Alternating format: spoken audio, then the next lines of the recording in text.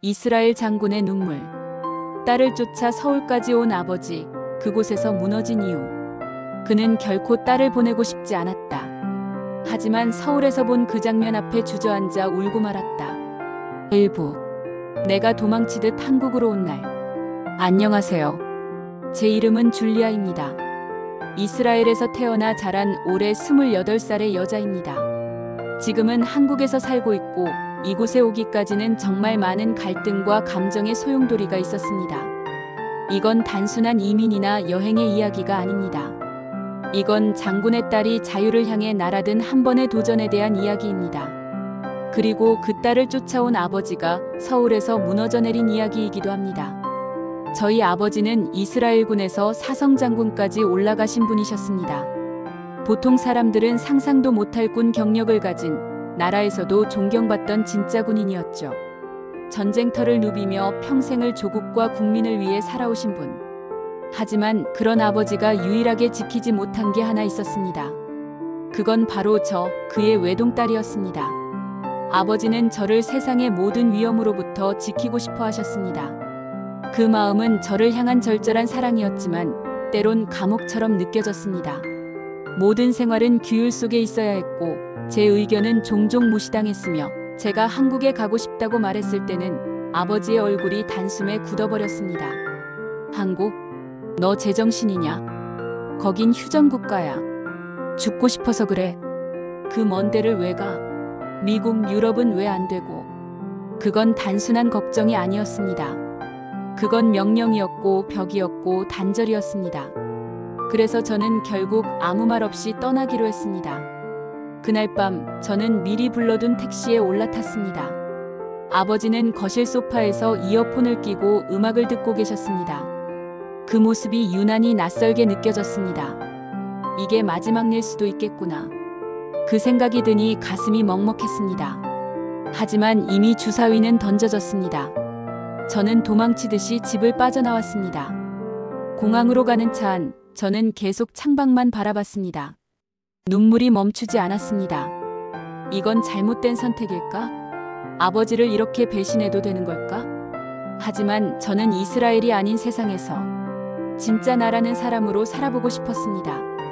누구의 딸, 누구의 명령 하에 있는 존재가 아닌 나라는 사람으로요. 비행기 안은 조용했고 저는 멍하니 구름을 바라봤습니다. 아버지는 지금쯤 분노로 가득 차 계실 거란 걸 알았습니다. 그 아이는 이제 내 딸이 아니다. 그 말이 들리지 않아도 들리는 듯 했습니다. 그러나 저는 믿었습니다. 언젠가 아버지도 알게 될 거라고. 이 선택이 결코 무모함이 아니라는 걸요. 그리고 14시간의 침묵을 뚫고 인천공항에 도착했을 때 햇살이 내 얼굴을 따스하게 감쌌습니다. 그건 마치 잘 왔다. 이제 너의 시간이야. 라고 말해주는 듯한 위로였습니다. 2부. 서울에서의 시작과 마음의 공백. 한국에서의 첫날들. 모든 게 새로웠습니다. 한글 간판이 가득한 거리, 사람들의 말투, 지하철의 질서, 푸드코트의 소란함마저도 저는 그 안에서 무언가 깊은 자유를 느꼈습니다. 누구의 시선도 없고 아버지의 엄격한 시선도 닿지 않는 그곳. 나는 이제 진짜 나의 이름으로 살아가도 되는 것이었습니다.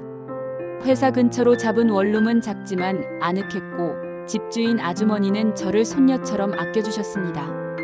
그리고 제 멘토이자 동료가 되어준 릴리. 같은 이스라엘 출신으로 한국에서 먼저 자리를 잡은 그녀는 저에게 처음부터 많은 것을 알려주었습니다. 우리는 서울 곳곳을 함께 다녔습니다. 남산, 명동, 홍대, 어릴 적 인터넷으로만 보던 풍경 속을 내가 직접 걷고 있다는 사실이 실감나지 않을 정도였습니다. 밤에는 코인 노래방에서 소리치듯 노래했고 길거리 떡볶이에 매운 눈물을 흘리며 웃었죠. 그러나 웃음 뒤에 숨겨진 건 아버지의 빈자리였습니다. 그의 무표정, 단호한 말투, 그리고 나를 통제했던 그 모든 것들 속에도 분명히 사랑이 있었음을 저는 알고 있었기 때문입니다. 그래서 결국 저는 전화를 걸었습니다. 하지만 아버지는 받지 않으셨습니다.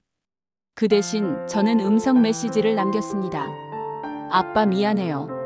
서울은 아빠가 걱정한 그런 나라가 아니에요. 정말 보고 싶고 제가 얼마나 잘 지내고 있는지 한번 와서 직접 봐줬으면 좋겠어요.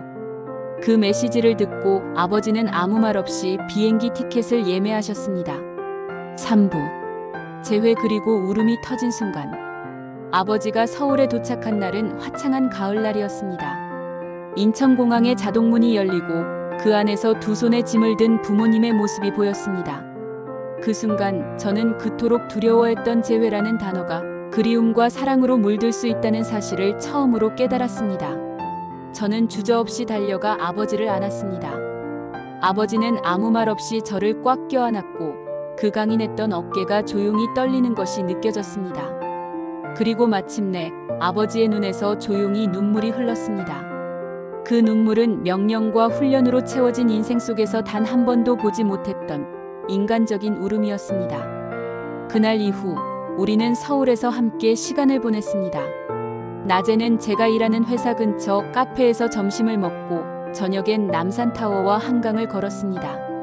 아버지는 말없이 도시를 둘러보다가 어느 순간 조용히 말했습니다. 내가 왜 여길 선택했는지 이제 조금 알 것 같다. 그 목소리엔 처음으로 딸을 한 사람으로 인정하는 감정이 담겨 있었습니다. 그리고 그날 밤 어머니가 마사지 샵에 가 있는 동안 저는 아버지와 단둘이 카페에 앉게 되었습니다. 어색한 침묵이 흘렀고 저는 무슨 말을 해야 할지 몰라 머뭇거리고 있었습니다. 그런데 아버지가 먼저 입을 열었습니다. 줄리아, 나는 내가 내 보호 아래에만 있어야 한다고 생각했어. 그게 사랑인 줄 알았지. 그런데 그게 아니더라. 넌 나보다 더 강하더라. 그리고는 눈을 감고 천천히 말을 이어갔습니다. 그동안 연락 못한 거, 아니 안 한 거 미안하다. 난 그저 내 방식이 옳다고 믿고 있었어. 근데 아니었어. 정말 미안하다. 저는 아무 말도 할 수 없었습니다.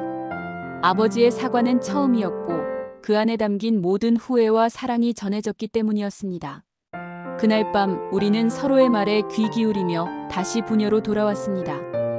그리고 아버지는 말했습니다. 이젠 내가 하고 싶은 거래. 어디서 살든 누구와 있든 내가 선택한 거니까. 난 그걸 응원할게. 그 말 한마디에 저는 세상이 다 열리는 듯한 해방감을 느꼈습니다.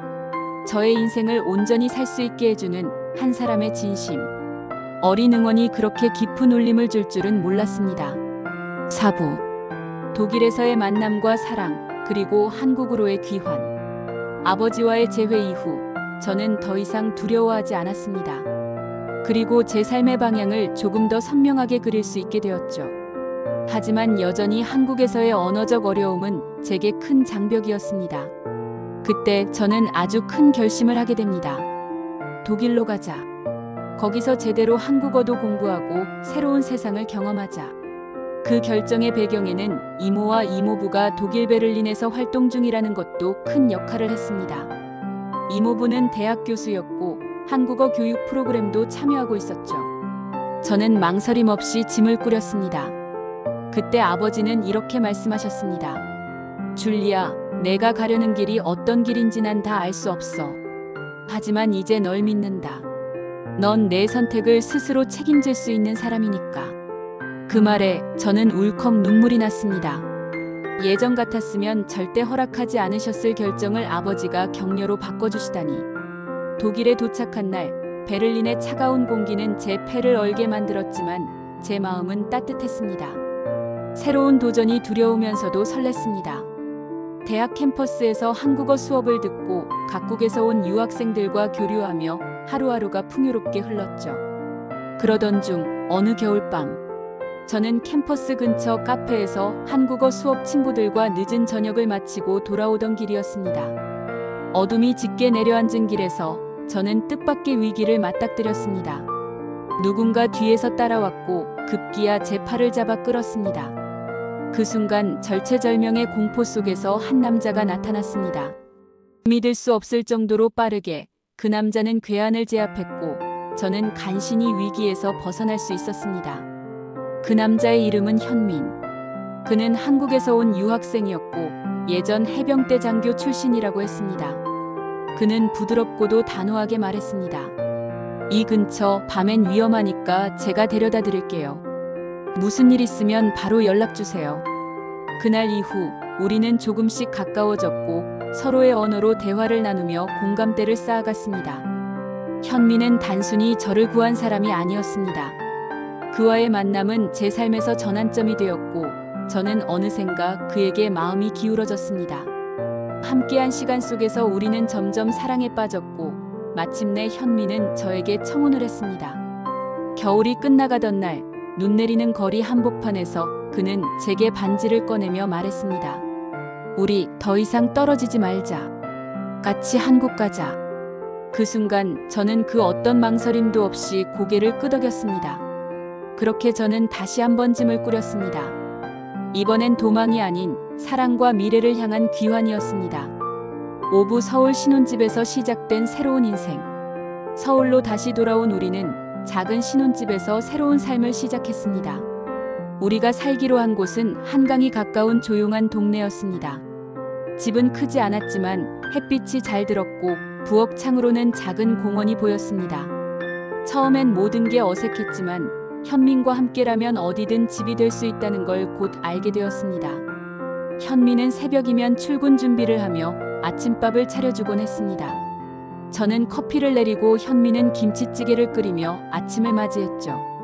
그 작은 식탁에서 나눈 아침 식사는 단순했지만 매일이 선물 같았습니다. 밤이면 우리는 손을 잡고 동네를 산책했습니다. 이따금 현민은 어깨 너머로 군 시절 이야기를 들려주었습니다. 해병대 장교였던 그의 이야기는 마치 아버지의 젊은 시절을 듣는 듯한 기분을 들게 했습니다.